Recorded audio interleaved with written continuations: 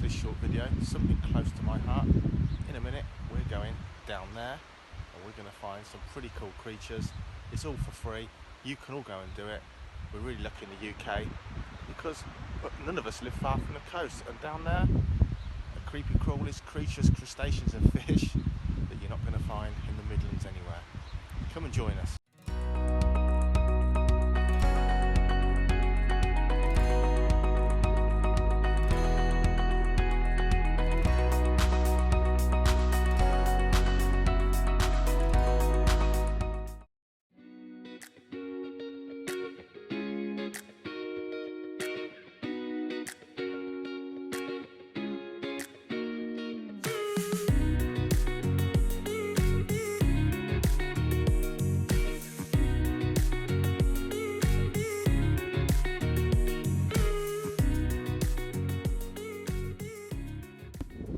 Here is the number one thing you can do to get your kids interested in wildlife or to fuel their wildlife craving.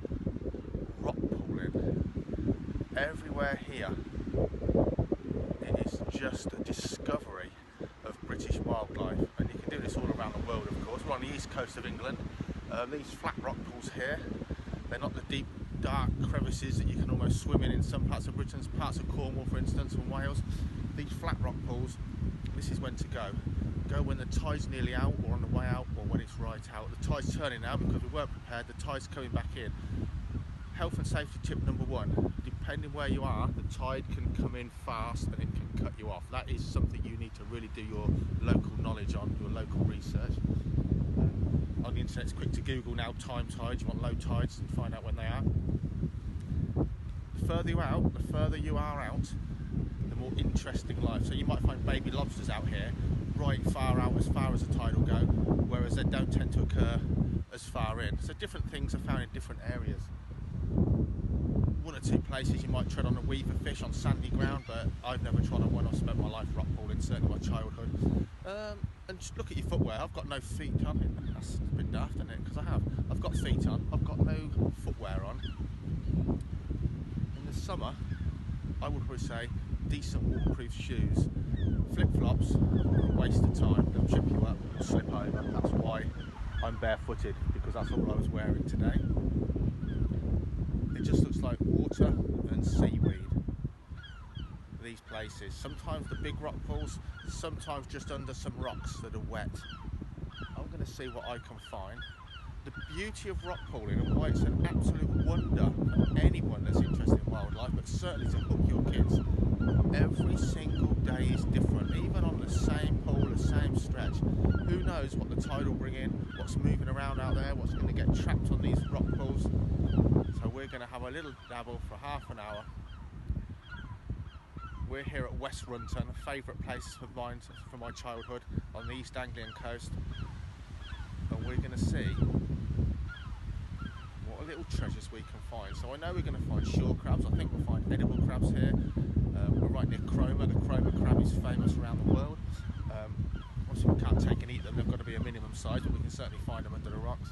I've found baby lobsters here, hermit crabs, and the fish life's amazing. Trouble is, not as easy to catch barehanded. So totally unprepared, but you know what? I've got somewhere down there, a little plastic box I found in my car. I'm going to see what I can find in half an hour and we'll report back. But rock pooling, without a doubt, is the place to take your kids and get them hooked on our wonderful British wildlife. So the first rock I lifted up, don't forget, just like herping on land or looking for invertebrates on land, you put those rocks straight back where they came from the right way up. I just found a lovely prawn, and prawns are pretty cool looking things, but look, trying to catch the prawn and realised under here, straight away, look at this beauty, an edible crab. Look at this guy, this tiny little thing, certainly not the minimum shell width to take this guy to eat him. But have a look at that, an edible crab. Easy to tell because, to be honest, have a look at him. He looks like he's a pie crust, doesn't he? Looks like he's someone's pinched around the edges like a pasty or a pie crust. Massive pincers. This guy, he's what, 2.5 inches across. I can tell you now, they can give you one hell of a nip. As crabs go, edible crabs have got powerful, powerful pincers. I'll put him over here. quickly drop his rock back exactly where it was. And I think this guy's going to find his own way under there. Look at that. The edible crab. Very tasty they are too. Rock number 2, another edible crab just scurried away. Have a look at this blob of red jelly. Beadlet anemone. Sticky to the touch because those stinging tentacles grip on. A blob of red jelly that when it's submerged, when it's feeding tentacles out, little blue eyelets around the base. Absolutely gorgeous. Beadlet anemone, very common in these rock pools here.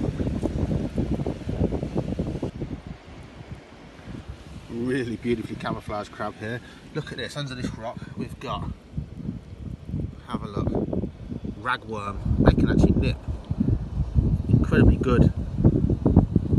Incredibly good bait for fishing around here. A ragworm, segmented body, living in the mud, quite easily broken, and actually have mouth parts that can bite. But have a look at this, look at the substrate, and then look at the camouflage on this crab. Little shore crab, beautifully camouflaged. Is that not a work of art and something to behold? Oh my goodness, something I don't find here very often. Have a look at this. It's tiny. And it's escaping. A brittle star. Look at that, it's flipped itself back over. Remember the starfish family? They feed on detritus in the sediment. A tiny brittle star, look at it go. I've never actually found one on this coast in my whole life. How crazy is that? The trouble is we've got to get it somewhere safe. Hopefully it's going to be alright under there. Be small enough not to get squished. So far, 2 species of crabs. It won't focus because my hands are wet. Whittle star, ragworm, beadlet anemone, 5 minutes flat. Have a look under here again. More beadlet anemones. There's a tiny prawn down there. Just a little baby one. Lots of little prawn babies. But have a look at this. So this is a shore crab, common shore crab. Very different from the edible crab. And have a look at his shell. Very different shape. Much more spiky around the front edge there. Very different shape indeed. Much more longer from the sort of front to the back as well. Always a feisty beast. Tough animal, shore crabs. They'll live in salt marshes where it's not even full seawater salinity. They'll live out to sea. They'll live in these rock pools. Think of these rock pools today. The water's as warm as a bath because the sun's baking this shallow area. And yet that tide's going to come in, pretty constant temperature, and chill these right down in an instant. So anyone that keeps tropical fish or animals knows you've got to be pretty tough to take a change like that. Pools that are heating up, getting more saline with the evaporation in the day, suddenly in an instant flooded by the sea, salinity change and massive temperature drop. Rock pool life is tough. Anyway, I'm going to put the rock back and let this guy go.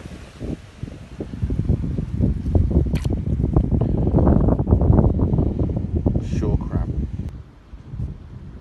Now it's not just for the animal enthusiast. If you love your plants, the macroalgae, the seaweeds, look at this. You've got the bladderwrack, just like those shore crabs. Look at it, baked alive, crispy, and yet it's not dead.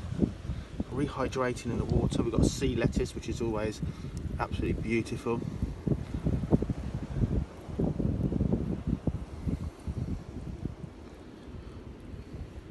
This sort of intertidal zone, this rock pool zone, is probably, to be honest, where some of the toughest mothers of British flora and fauna manages to eke out an existence. And it's beautiful, it's hidden, it's there but hidden. You really only have to look. Well, I'm filming as I go because I can't be bothered to keep treading over the rocks to get to a little tub, but I'll show you some bits at the end. Look at this. Look at this guy. He's edible, but he's certainly not takeable. I don't know if I can even see this guy. Look at him there. There's a much bigger edible crab just under the rock pools. Remember again, he's got that sort of flattened pie crust around the top edge, not the spiky bits of the shore crab. But very formidable. They always roll up like this and sort of play dead if you hold on to them. I'm going to show you a lovely starfish in a second. Don't be put off by the Facebook muppets and the social media muppets and say, oh, you shouldn't touch these animals, you shouldn't touch them. Your kids are not just visual beings, they are mega tactile. And catching and holding some small rock pool life before you gently put it back is going to not really harm the animals at all, but it's going to give your kids a real love of this wildlife, and that way we're going to save more of it than just not touching one of them. So this edible crab, he's fine, he's going to go back, he's not going to go on the plate, and me picking him up to admire him just for a few seconds, or your kids picking up a starfish or a winkle or a periwinkle, it's not going to do any harm. It's going to be for the greater good of your children and the greater good of the wildlife for sure. For goodness sakes, let them touch the stuff. I'll tell you something else, if they get nipped, they'll learn fast how to hold a crab without getting nipped. Check out the rest of the vlog. I'm going to flick you around and show you a lovely starfish. So just like our oh quick, look, there's a blenny. Sorry, I'm going to swap over because that might still not, look, it might not be there. So we've got a common blenny or a shanny just there. I don't know if you can see it, I really hope you can. So I was going to say, just like how the countryside's changed in my lifetime, inland, so has the rock pool life. So common starfish were super common on the east coast when I was a kid, and I've just found one, and it's the first one I've found here for absolutely ages. So they feed on all kinds of things, but specialise in eating bivalves, mussels if you like, and they use the power of their 5 arms to wrench open the shell. They stick their stomach out, they basically distend their stomach inside out, inside the shell, and digest the food that way. Crazy. You can see its tube feet dragging it along over that sea anemone. Little suckers for feet, hundreds of them. And you can see one of its arms has been broken off here, and you can also see it's growing a new one back. So they're pretty cool things. Starfish, they're able to regenerate from just one arm and a fifth of the central disc, basically, I believe. Absolutely phenomenal things. But this blenny, I'll see if we can focus. Let's see if we can just, oh, there it goes, just like that. There's a prawn, look, common prawn. Again, underwater, common prawn. If you put these in an aquarium, the colours and the little fine, beautiful details on these guys is absolutely gorgeous. Let's pop these guys back where they belong. No harm done whatsoever. Got a winkle on here. Oh, there's a lovely big prawn down there. Goodness me, absolute whopper. Two of them.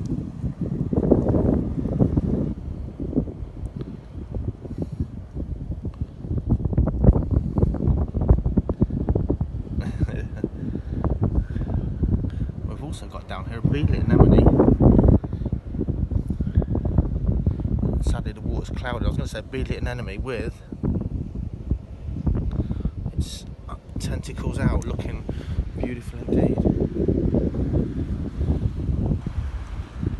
Guys, hours of fun for you and your kids. It's completely free. Well, it cost us £4 to park the van, but come on.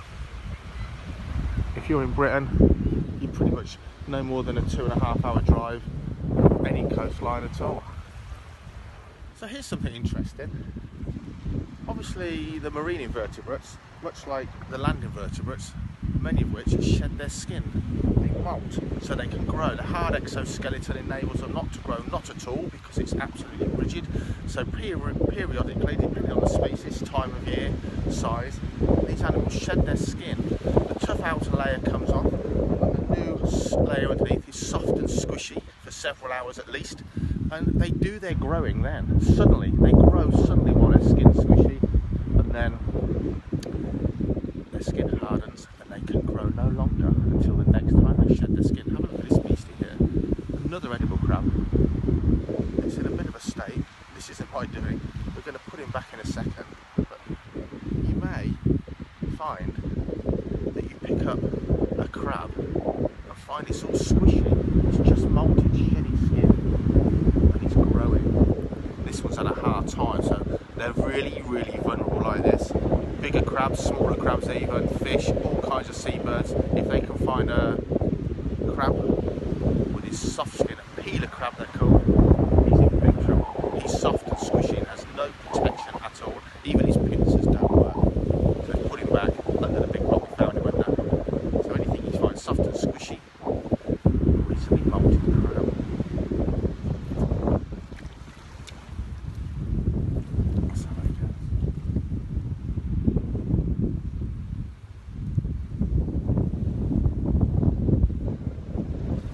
Play the waiting game now, because certainly for many hours until that new exoskeleton hardens, he's at risk of being prey for anything. So loads and loads of edible crabs. The highlight so far, the tiny brittle starfish, the common starfish, which was so common here when I was a kid, and now I just can't hardly ever find any. I found one. But this is a real great guy. Something that isn't that common here. They're common on certain beaches. I don't know if it's in focus here. A hermit crab. Hundreds and millions of winkles on this beach, this coastline. So very tricky to find one with a crab in. You can tell by the way they move, or they'll fall off the rocks as you turn them over. Pop them in the water and see if he'll come out if I don't fall in. First, let's see if the little guy comes out.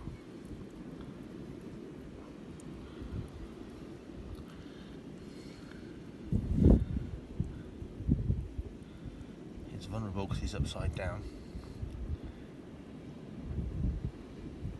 He's going to be waving those antennae. He's going to poke his little tiny eyes on stalks out, and he's not going to come out and move and flip over unless he's sure something's not going to grab hold of him. Bless him.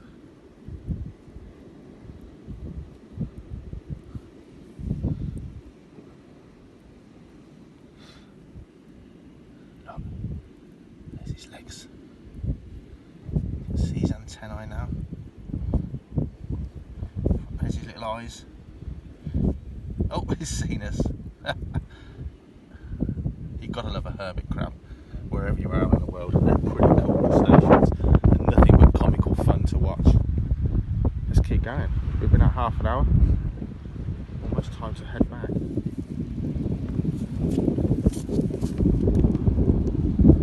Beautiful prawn. Again, exquisite things.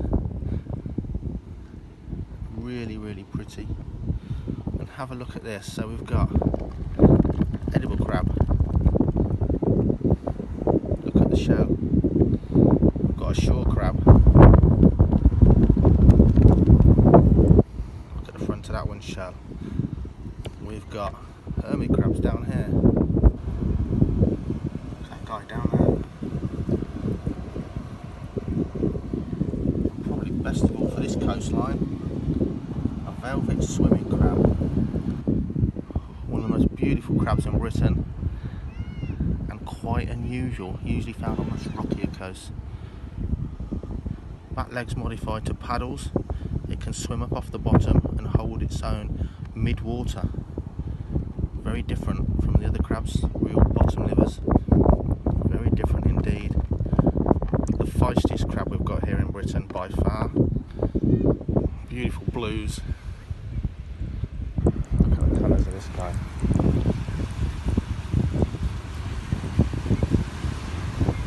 Lots of blues and those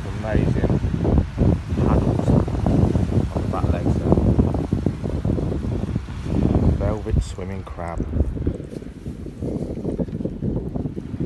I've got to tell you, I think that's my star find of the day. Look at the two together. You can clearly see those modified back legs of the velvet swimming crab. The hermit crab's doing a lap of the tank now. Look. The two hermit crabs here. Look at this one.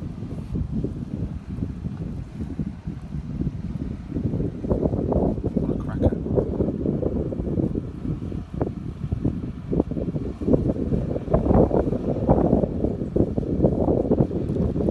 Yeah, just a common prawn. Okay, stunning. No harm at all in looking at these things. Get your kids a bucket, get them a bandy net.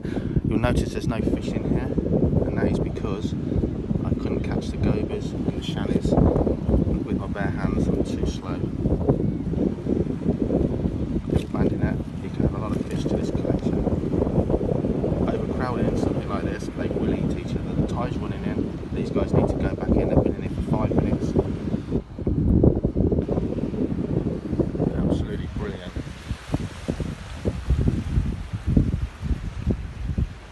Tide's running in. Like I say, Mrs. Ratford is obviously pretty bored. Not her thing, she's looking after the dogs. It's time for a nice country walk. She can look at the scenery. Maybe we'll find some common lizards.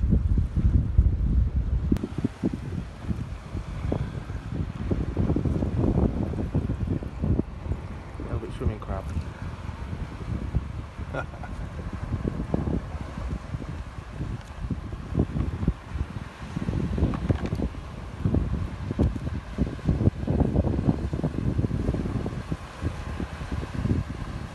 Certainly a crabby old rockpooling session. Like and subscribe, and we'll catch you and we'll check back in as soon as we possibly can. Thanks a lot.